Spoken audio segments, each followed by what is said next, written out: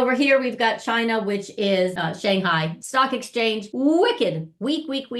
And then last week, it did put in one green bar. That's what I mean by it is very weak. It is trying to stop falling, and it could very well, when it gets back, can have a little reflexive bounce, especially on China stimulating. This short clip is presented by Club.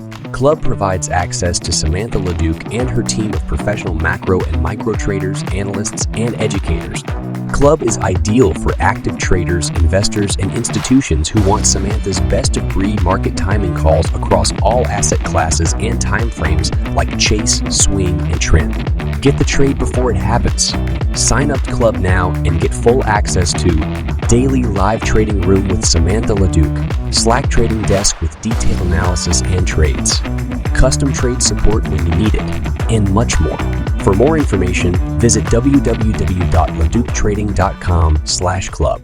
All right, so we played that once and it got tapped back down, made a new lower low. It's still a lower high, a new lower low, still a lower high. Now it's starting to change. 81, basically 81. Well, if you like this Baidu, you think China's going to stimulate and these are going to get played, then keep it above big picture, 81. I still see the 10 and 21 needs a lot of work to cross over, could be a few months. I still see a descending 200-day. It is not as pretty as a BABA, and it's not as widely held as BABA, but it does have options and it can be hot fire flames. I do like the scoop pattern, but that's just for a chase, right? So just for a chase. But you could definitely come back up to this 90, 30, and then make a little effort here. We could start getting into this gap fill of basically 100, 98.75. Yeah, they like this one. So Baidu could be just a bottom fishing trend reversal in time, like January. But for now, it could be a chase into, let's call it the 200-day, which is 100. And I'm looking at the China place to see if there's any. That was January. We knew about that. It came back in, held. This is mostly the dollar weakness. It's getting above the 100, but it's got to get above 28. 200's doing much better. It's trying. See, the 200 days definitely starting to flatten out. It did not stay above the 100 week last time. It was immediately rejected back down into breakout. So it's got to get and stay above 28. Might need a little bit more time. So Baidu trying to put in a swing here, beyond the chase. Remember I mentioned Li last week? This is the China auto play. It is coming up out of this 10 and 21 crossover last week. Very nice bullish move, and it closed above, right? This kind of 21.18 weekly support level, and it's continuing higher. It's a choppy one, not an easy one, but it's definitely very productive here into 24.61. So I still like that. Li and China buys a lot of commodities. Look at FXI pushing Baidu with that gorgeous scoop. That's nice. All right, so we definitely have, I like Baidu of the bunch because of the options. So LI was the other one. LI looks very nice for a move into this 25 area. Those are the best ideas from this morning anyway. And JD, same thing. Big, beautiful bullish engulfing. Fabulous follow through. And then everything was sold violently. I warned, hey, everyone's getting into this with this 10Ks, but guess what? Their time frame is a lot longer than yours. Anyway, this is definitely trying as well with that 50. The 50 is the yellow. Needs to get above 29.5. And the 200 is trying to stabilize. Choppy, but it is trying to stabilize. BABA is still the best of breed with all kinds of sponsorship here. This was their IPO low a long time ago that I wrote about. That was gorgeous. 2016. It made it again. Big, huge. Everybody's in this now. Came right back. It's been digesting. Then it got above the 50.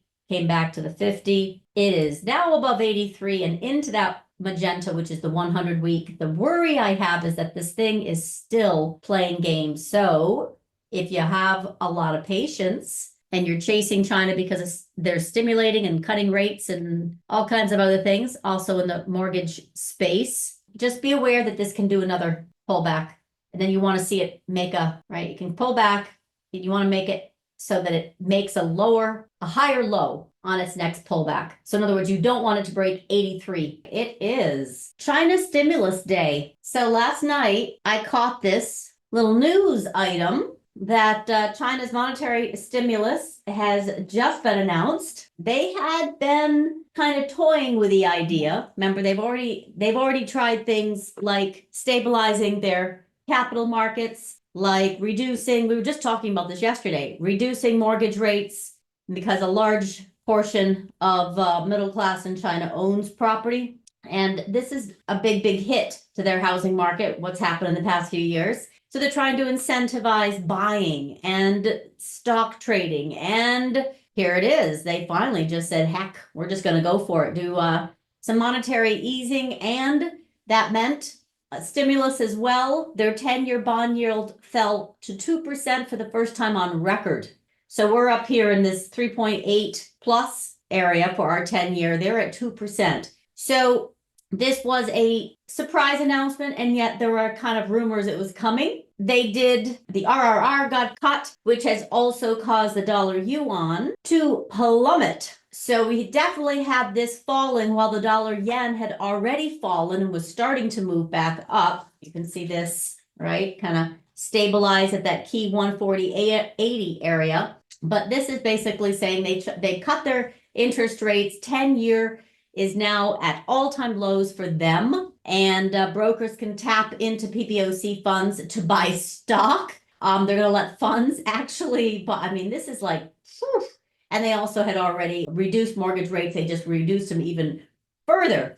So they are basically helping the banks lend more. All right, so this is definitely a stimulus push, which is helping the bounce right now that's going on with China-related stocks. Now, this, ironically, I had taken back on the 13th, which is Shanghai. And even though this thing is basically a serious, broken system and not very trustworthy, it clearly was extended, right? So the only way that this is really bullish is if we get back and stay above this blue line. And several months ago, we just rolled right back over, right after the January buy of BABA, if you remember, and then into the 10Ks, lots of funds were saying, yep, they have BABA. And then BABA dumped from 90 back down to, 74 area. And then it stabilized and it has been moving higher of late, almost as if it's anticipating the stimulus coming in. But it was yesterday, we literally were talking about Baidu and Li and FXI having a really nice look. Well, all of those, of course, are screaming higher, as any China play will because of stimulus. So this is what is looking now to be that reflexive bounce, right? So and it's only the 24th, but then they went on holiday. That's another thing. They always wait until the market gets back open before they announce any monetary policy, currency policy, monetary policy, fiscal policy, etc. So reflexive bounce is clearly in play. But it was interesting. I had this JASIC. He's been direct messaging me, and he made a really great observation. Post of the day. Here you can find Chinese 2-year bond yields versus the Chinese stock market. And note that the current Chinese bond price rally can be comparable only to 2 moments in the past, December 2008 and April 2020. I would be, I bet October 2022, there was also some China stimulus. But in any case, look what happened to the Chinese stock market performance in the next 6 months. So he's lining up their fall of the 2-year yield and the market advance. And basically the idea was it was a very strong follow through in that rally. Now, I don't know if we're going to get such a strong follow through, but they can be fast and furious. We know that. Bob was already pushing above 91 this morning, etc. So we've got a stock market that wants to move higher. The question is, will long only funds, the big, whales come in and start to get excited about the China stocks? That's the big question. I don't think they're going to be so interested yet. And that's actually another thing that JP Morgan came out and said this morning. Yeah, these China rallies, they can be sharp and basically, tradable, but they're not going to attract serious money to get involved in China. So one of the other things he mentioned was both of those big rallies on the 2-year bond yield chart versus stock market chart. That's what I'm showing you right here. One of the other corresponding, timing tools was that it also lined up with Bitcoin. So I have mentioned before, right? And by the way, this is also the kind of the birth of Bitcoin, 2008, 2009. The second time it really flew was April 2020. And that was, of course, post-COVID. But here's the point I wanted to make was that if we can, that's the reflexive bounce, all I think it is. So this is helping the China stocks. And here is Li. Now, this is ironic. Just yesterday, right, as this is coming up last week and forcing the 10 and 21 crossover, we got to 22, we'll call it 21.96 is really 22. And I said, this looks fabulous to 24.61, which is gap fill. And it is gapping up now 8 1/3.